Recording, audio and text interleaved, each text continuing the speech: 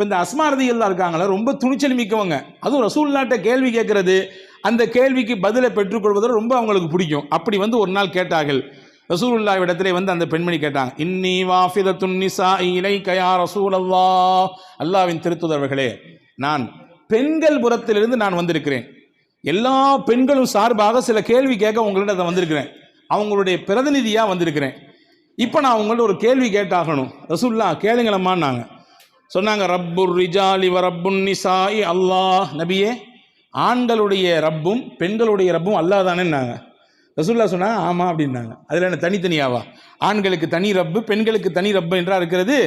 எல்லாருக்கும் ரப்பு அல்லாஹ் தான். ரப்புல் ஆலமீன் அல்லாஹ். அல்ஹம்துலில்லாஹி ரப்பில் ஆலமீன். அகிலத்தினருக்கு அருளானவன் ரப்பானவன் அல்லாஹ் என்று தன்னை அடையாளப்படுத்துகிறான் அல்லாஹு தாலா. இப்போ ரெண்டு பேருக்குமே அல்லாஹ் தான் ரப்பு. சரி, அடுத்து கேட்டாங்க, வ அபுர் ரிஜாலி வ அபுன் நிசாஇ ஆதம். ஆண்களின் ஆதிபிதாவும் பெண்களின் ஆதிபிதாவும் ஆதம் தானே அப்படி கேட்டாங்க. எல்லாத்துக்கும் தந்தை ஆதம் அலைஹிஸ்ஸலாம் தானே? ஆமாம். ஆண்களுக்கும் ஆதம் அலைஹிஸ்ஸலாம் தான், பெண்களுக்கும் ஆதம் அலைஹிஸ்ஸலாம் தான். வ உம்முர் ரிஜாலி வ உம்முன் நிசாஇ ஹவ்வா. ஆண்களுக்கும் பெண்களுக்கும் சேர்த்து தானே ஹவ்வா அலைஹிஸ்ஸலாம் அம்மா. ஆண்களுக்கு தனியாக அம்மா, பெண்களுக்கு தனியாக இல்லை, ரெண்டு பேர்த்துக்கும் ஒன்று தான். சரி, வபஅஸகல்லாஹு அஸ்ஸ வஜல்ல இலர் ரிஜால் வன்னிசா. அல்லாஹ் நபியே உங்களை ஆண்களுக்கும் பெண்களுக்கும் சேர்த்து தானே நபியை அனுப்பியிருக்கான். அடுத்து கேட்குறாங்க, ஆண்களுக்கும் பெண்களுக்கும் சேர்த்து தானே உங்களை நபியை அல்லாஹ் அனுப்பியிருக்கிறான். சொன்னாங்க ரசூலுல்லாஹ் சிரிச்சிட்டு, ஆமாமா, ஆண்களுக்கும் நான் தான் Nabi. Karim's biryani paradise at Liberty and catering services, கோடம்பாக்கத்தின் அறுசுவை அடையாளம். நபி, இறை தூதர், இறுதி தூதர். பெண்களுக்கும் நான் தான் நபி, இறை தூதர், இறுதி தூதர். அடுத்து ஒரு கொஸ்டின் வச்சாங்க பாருங்க. ரொம்ப அற்புதமாக அறிவார்ந்த கேள்வியை கேட்கிறார்கள். அப்படி என்றால் நபியே, ஆண்களுக்கு மட்டும் ஜமா தொழுகை இருக்கு, எங்களுக்கு ஜமா தொழுகை இல்லையே. ஆண்களுக்கு மட்டும் ஜும்மா தொழுகை இருக்குது, எங்களுக்கு ஜும்மா தொழுகை இல்லையே. ஆண்களுக்கு மட்டும் ஜனாசாவில் போய் பங்கெடுத்து தொழுவதற்கும் அங்கே கபரிலே நின்று அந்த இறுதியாக அந்த மையத்திற்கு துவா செய்வதற்கும் உரிய வாய்ப்பு இருக்கிறது, எங்களுக்கு இல்லையே. ஆண்களுக்கு ஜிஹாத் இருக்கிறது, வீர மரணம் அடைகிற வாய்ப்பு, போர்க்களத்திலே போய் அசத்தியத்திற்கும் சத்தியத்திற்கும் இடையில் நடக்கக்கூடிய அந்த போராட்டத்திலே கலந்து கொண்டு தங்கள் இன்னுயிரை அர்ப்பணம் செய்கிற வாய்ப்பு ஆண்களுக்கு இருக்குது, எங்களுக்கு இல்லையே. அப்படின்னா என்ன நான் சொல்ல வர்றேன்னா, நன்மையில் எங்களை எல்லாம் விட பல மடங்கு ஆண்கள் முந்திக்கிட்டு போயிடுறாங்க. ஜமாத் தொழுகை வீட்டில் தனியாக தொழுவதை விட 27 மடங்கு நன்மை ஜமாத்தாக தொழுதால். நீங்கள் தான் சொன்னீர்கள் இல்லையா? ஆமாம். ஒரு ஜும்மாவிலே ஒருவர் பங்கெடுத்தால் அந்த வாரத்தின் மொத்த பாவத்தையும் அல்லாஹ் அந்த ஒரு ஜும்மாவை கொண்டு அழித்து விடுகிறான். இது ஹதீஸ்.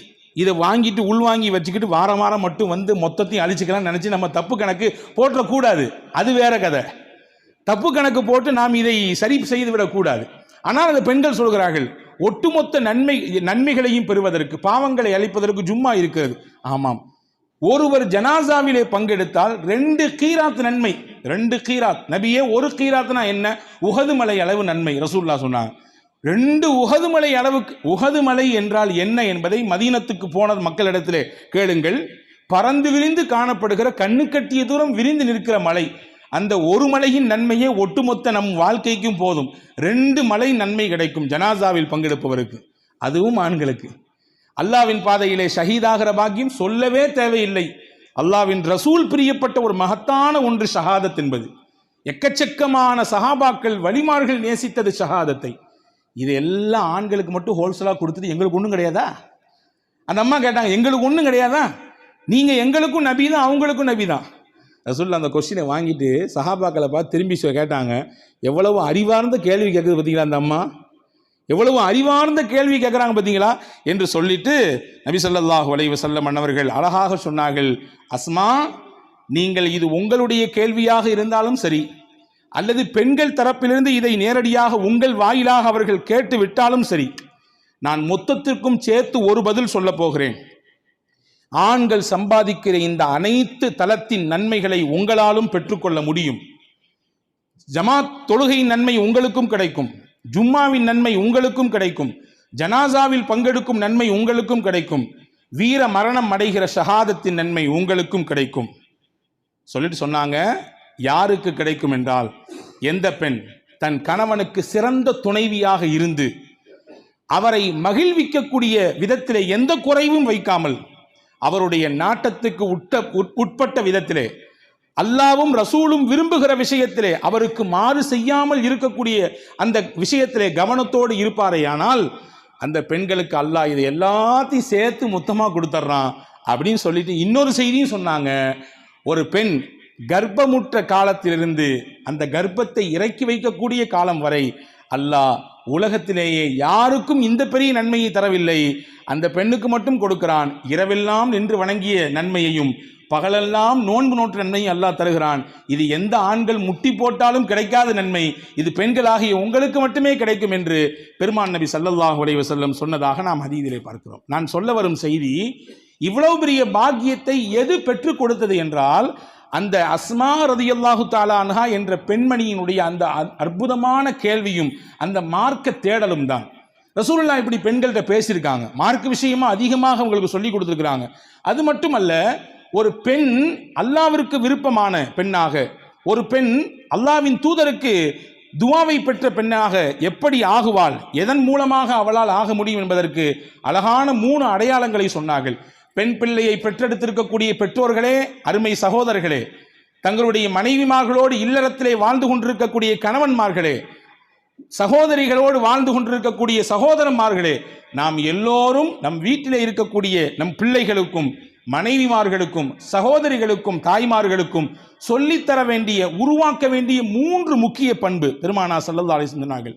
ஏதோ நாங்கள் வாழ்கிறோம், நாங்களே அங்கிட்டு இங்கிட்டு போய்கிட்டு இருக்கிறோம், எப்படி இதையெல்லாம் கவனம் எடுக்க முடியும் என்று நாம் கடந்து போய்விட முடியாது. காரணம், நாமும் பொறுப்பாளர்கள் என்பதை கவனத்தில் கொள்ள வேண்டும். ரசூலுல்லாஹ் சொன்னாங்க, அலா உஹ்பிருக்கும் பி கைரி மா யக்னஸுல் மர்உ, ஒரு மனிதன் உலகத்திலேயே அவனுக்கு கிடைக்கக்கூடிய மிகப்பெரிய பொக்கிஷம் என்று நான் உங்களுக்கு ஒன்று சொல்லட்டுமா?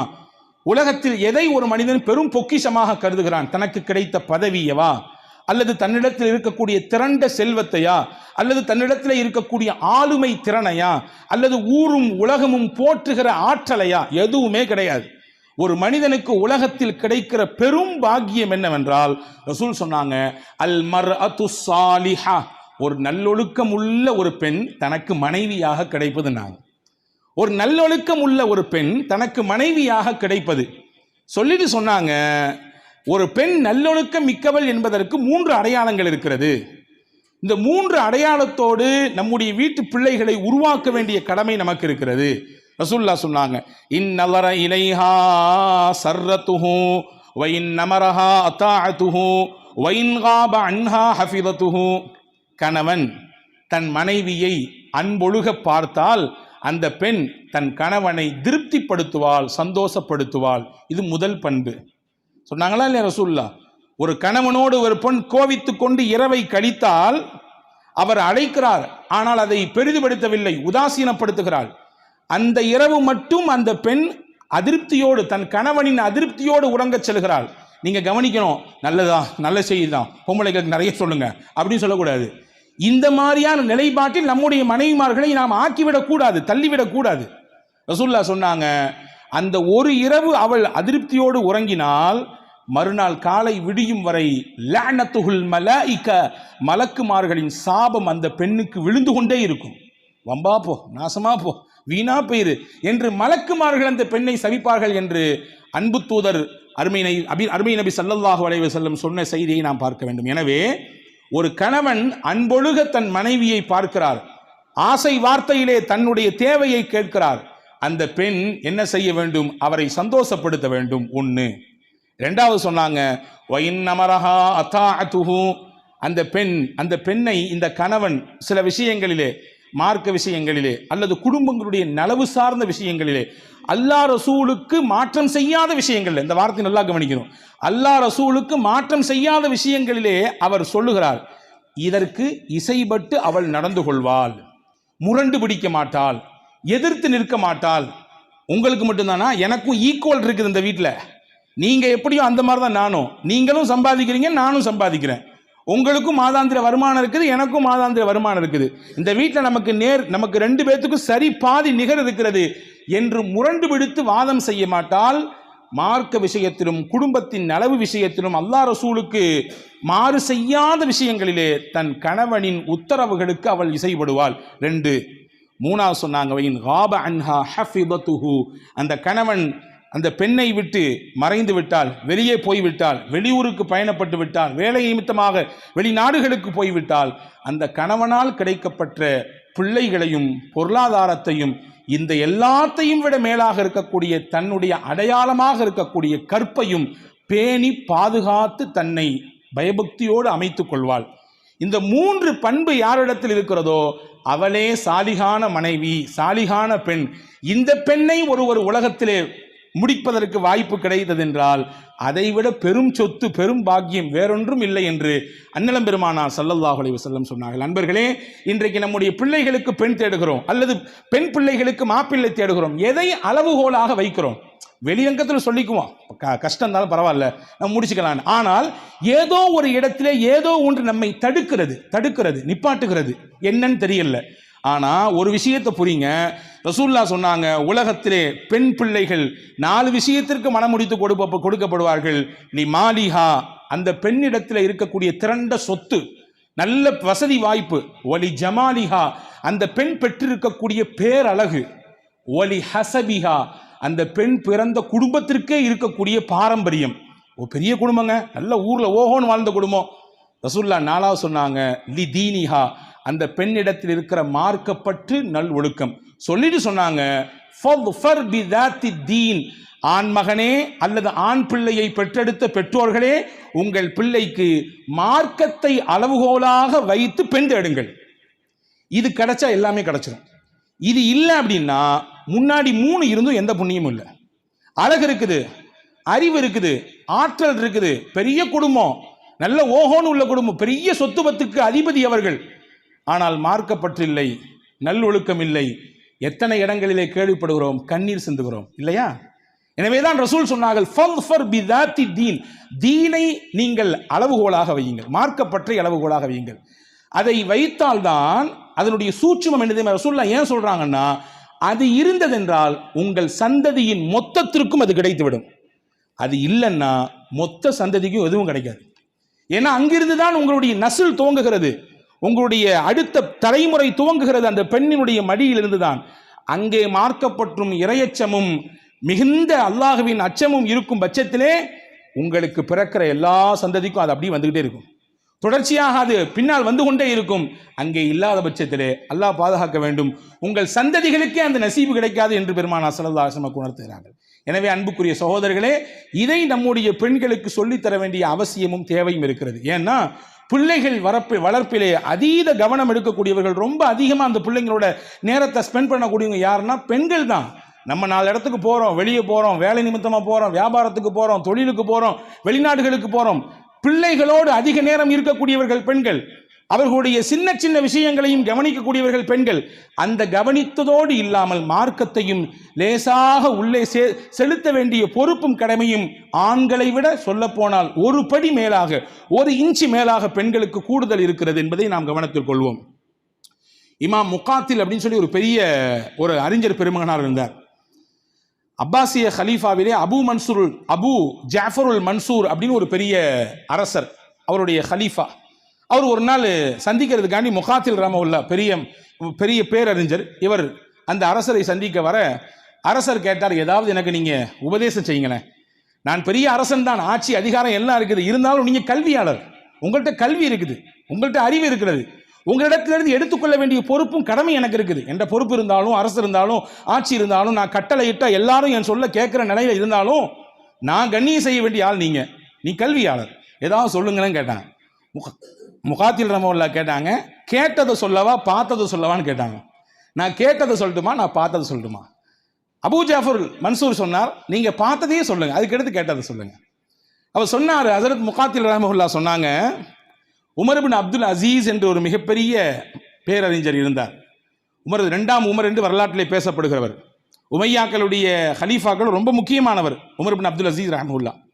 அவங்களுக்கு மொத்தம் 11 பிள்ளைகள். சொன்னார் முகாத்தில் ரஹ்மத்துல்லாஹ், மொத்தம் 11 பிள்ளைகள். உமர் இப்னு அப்துல் அசீஸினுடைய மாற்றங்கள் என்று நீங்கள் கூகுளில் சர்ச் பண்ணி பாருங்க, எக்கச்சக்கமாக வந்து குவியும்.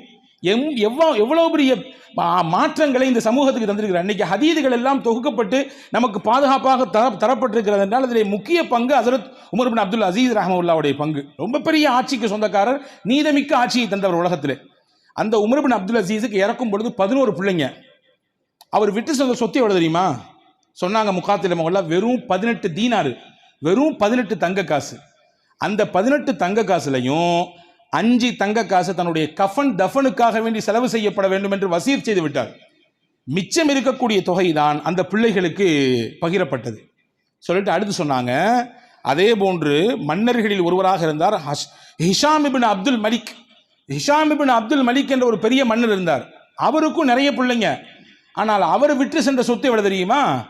ஒவ்வொரு பிள்ளைக்கும் தலைக்கு பல கோடிகள் சேரும். ஒரு மனைவிக்கு மட்டும் 4 மனைவி, அவர்களுக்கு 4 மனைவி மூலமாக நிறைய பிள்ளைகள். ஒரு மனைவிக்கு மட்டும் அவர் விட்டு சென்ற சொத்தில் ஒரு பங்கு கிடைத்தது. எவ்வளவு தெரியுமா? 80,000 தங்க காசுகள் கிடைத்தது ஒரு மனைவிக்கு மட்டும். மனைவிக்கே 4ல் ஒரு பகுதி தான். அப்படி என்றால் பிள்ளைகளுக்கு எவ்வளவு கிடைத்திருக்கும் நீங்கள் கணக்கிட்டு பார்த்துக் கொள்ள வேண்டும். பல கோடிகளுக்கு அதிபதி அவர்.